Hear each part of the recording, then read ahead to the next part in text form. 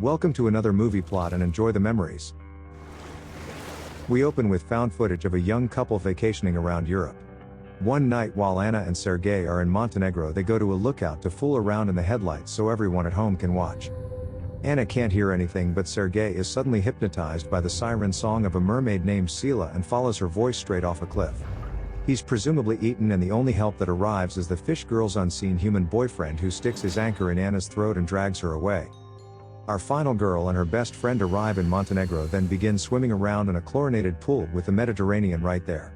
Lucy has a thick European accent despite playing a Yankee tourist, but wears these stars and stripes shorts, so I guess they make up for it. Kelly's American born and bred but is scared around water after her brother drowned, so thought that island hopping would be a good idea. Their friend Alex meets up with them and things get a bit awkward because he brought along his new fiancée Yasmin but is banging Lucy on the side. Oh. They're all excited to go sailing around the Mediterranean except for Kelly, who keeps freaking out and is lucky they don't leave her behind. Or rather unlucky, because the first port they pull up at, a grizzled fisherman named Niko stares like he might have a sharpened anchor. On their first night partying together, Yasmin gets so drunk that she passes out, so who should swoop in but Lucy the homewrecker. When Kelly is off wandering the streets alone, the cheater takes her upstairs and the fisherman goes prowling the streets for more mermaid meat. He finds a random tourist pissing on somebody's crab pots, so sticks an anchor in his back, and he never did it again. In the morning, Kelly calls out Lucy in private for laying it on Alex last night, but the liar comes down with a sudden case of amnesia. They take the boat out to another island and Yasmin apologizes for passing out while Lucy sits there confessing to absolutely nothing. Of all the places they could pull up to around this place for a swim, Alex chooses right outside of a drain runoff, but nobody complains. While they're swimming, Yasmin feels something grab her leg, but it's only a fake out by their friend Boban, who I guess can breathe underwater. He introduces himself as Bob, like the actor Bob De Niro, and has all the girls swooning over him because look at the form on that dive. His lush head of hair could also be the reason, because they all go back to mainland for drinks and the bald one is acting jealous all of a sudden. Bob suggests they visit the haunted island of Mamula in the morning, when the eavesdropping Niko interjects like, "You don't want to be doing that."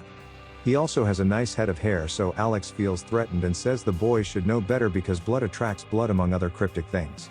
Captain Ahab here begins rambling like Herman Melville, but basically Mamula was used for torturing people during the Second World War. Anna is revealed to be his late daughter, so presumably Niko isn't the killer fisherman and merely your regular old harbinger of death. In the morning we completely disregard everything he said and sail out to the island, but to be fair, Niko comes off a bit crazy. They have to swim to shore, but courageous Kelly makes them pull her the rest of the way in with a rope despite knowing perfectly well how to swim. Kelly then pulls some Austin Powers level trickery to get Alex to admit he slept with Lucy, so now the friend is in the doghouse for lying. As they're exploring they see another mysterious fisherman, so you know this guy's the killer even before he starts throwing human remains into the well. He then walks off, so the group sneak over to take a photo for evidence. However, Kelly sees Scylla at the bottom of the well. A gunshot goes off, causing Kelly to drop her phone, and instead of picking it up like a normal person, they all just run back to the coast. The mermaid's guardian has blown a hole in their rubber dinghy and tries to do the same to them, but couldn't hit water if he fell out of a boat. He manages to split the group up and goes for the bigger half, who somehow never outrun this walking man. Bob realizes that he's a young strapping bloke who could probably take on the elderly, so he disarms him, and that should be the end of it. However, the gun is empty and Old Man River is a ninja with a knife, so now Bob is injured and slowing everyone down. They still manage to give him the slip and then come across the villain's lair as he's sharpening his anchor for tourist season. Meanwhile, Kelly and Alex are searching the catacombs for the girl when suddenly Alex gets hypnotized by the siren song. It leads him to the mermaid's door, which he begins banging on like a drunk at a drive-in window trying to get at a fillet of fish. He pushes Kelly away like she's the security guard, so she does the smart thing in this situation and calls him crazy, then runs away. Alex manages to squeeze his big bald cheating head through the door and reaches the creature, but is killed off screen because of budgetary restraints. Meanwhile, Yasmin, Lucy and Bob sneak into the Guardian's crib and learn that he's a former comrade of Niko's. While searching for keys or some other way to get off the island, they find newspaper clippings of the mermaid's previous meals and a terrified Kelly. She's like, "Tough luck, Yasmin, your boyfriend's dead," but she doesn't even get to learn that he was a cheater before being anchored. The Guardian chops off her head with the bluntest hatchet he could find, then throws it at the group as he only wants the body. Once he's brought it to the mermaid, the girls sneak back inside and steal the weapon, but then find Bob caught in the siren's song. Before he takes a nosedive into the well, Kelly discovers the cure when she slaps Bob and he returns to normal. Probably should have tried that on Alex, who they find face down at the bottom of the well when they descend for revenge. However, Bob is immediately entranced upon finding Nemo that he stretches his hand out as if to say, "Here, take a bite." In a way, he's saved by the Guardian, who pulls him away with the anchor and the two fight, but that's still better than being fish food. The youthful man with an axe struggles to beat Father Time with a sailing tool and takes a kick to the wound and spike through the hand. He remembers the axe that he's holding and smacks this old fart in the face before burying it into his back and killing the killer. As this is happening, the mermaid transforms into something a little less attractive and grabs Lucy, who's sitting right on the edge of her pool for some reason. She pulls her underwater and kills her in some obscure way that's hard to see, but it leaves behind a whole mess of blood. Kelly watches her friend die from the edge of the pool, but when the mermaid pops up, she's far enough away to be pulled back by Bob. As the pair flee, the mermaid pulls her slippery self across the room and either resurrects her guardian or he just wasn't actually dead. He walks through the fortress after Kelly and Bob, but they get rescued by Niko, who says, "I warned you to stay away, now get in my boat." He rows them out to sea, then stops for some exposition time where we learn that he was one of the soldiers who found the mermaid.